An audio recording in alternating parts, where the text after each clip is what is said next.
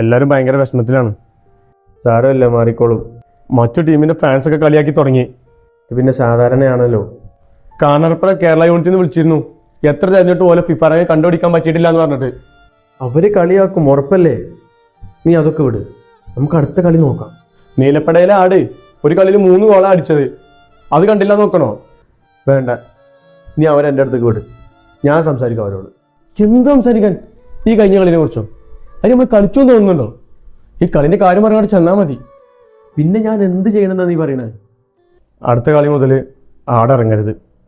Bruno, നീ എന്തൊക്കെയാ പറയണേ?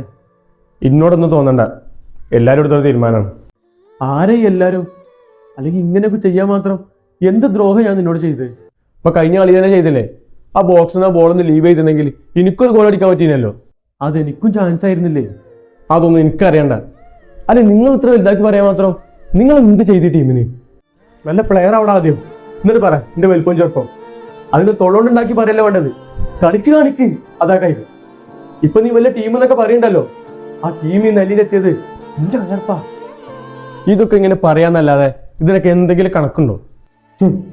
നിന്നോടൊക്കെ കണക്ക് ബോധിക്കേണ്ട അവസ്ഥയായി എനിക്ക്.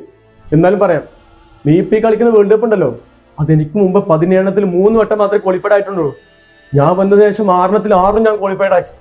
അത് മാത്രം 223 കളിയിൽ 143 ഗോൾ ഞാൻ ഈ ടീമിന് വേണ്ടി നേടി.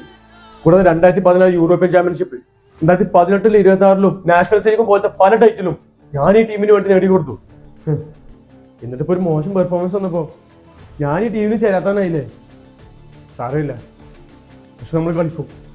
നമ്മളെ പ്രതീക്ഷ അർപ്പിച്ച് നിൽക്കുന്ന നമ്മുടെ ഫാൻസിന് വേണ്ടി, നമ്മളെ ജയ ആഗ്രഹിച്ച് അത് ആകാശത്ത് നമ്മളെ കളി കാണുന്ന നമ്മളെ ജോട്ടയ്ക്ക് വേണ്ടി നമ്മൾ കളിക്കും. ജയിക്കും വരെ കളിക്കും.